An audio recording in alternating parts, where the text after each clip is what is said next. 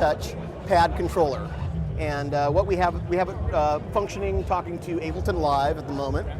And I'll just play with it a little bit and I'll explain kind of what's going on. So right now we have the pads in kind of a drum mode where it can launch scenes or drum samples. We also have volume control mapped to this slider. This is for the drum track. When the volume control is not being used, it functions as a VU meter, so you can see the levels bounce on each of these sliders. So when this goes into the red, it's literally going to the red? Pretty close, yeah, pretty close. Each pad can output pressure, velocity, and XY. I'll show you XY functionality. See the auto filter up here is functioning in an XY fashion.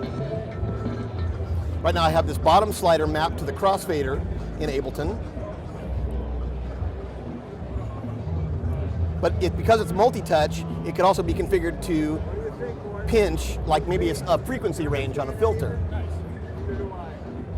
We also have another mode, which we call grid mode, where basically it's going to function like a drum machine, where I could go kick, snare, kick, snare, kick, snare, kick, kick.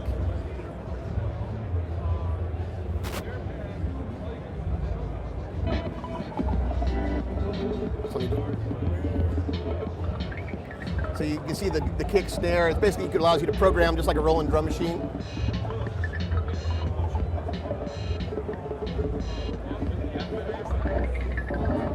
Have a scrub controller.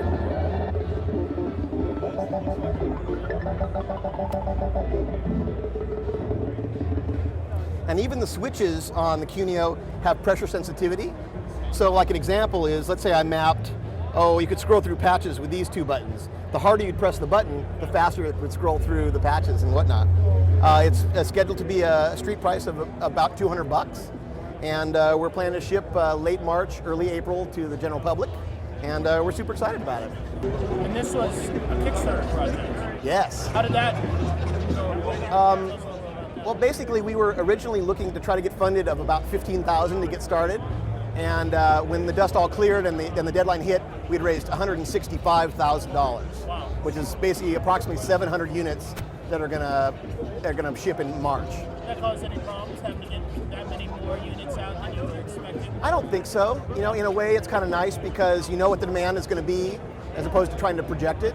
And we have people rooting us on. You know, people are like investors as well as customers. You know, sure.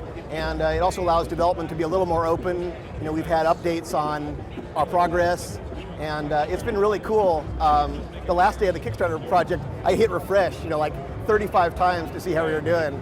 But yeah, I kept yelling out to my wife, we made 160,000 or whatever, you know, 164,000. So it's just really exciting, and it's a new way of doing business that I think is really cool. Like having patrons, you know, actually invest in what you're doing. And so I'm really excited about that as well.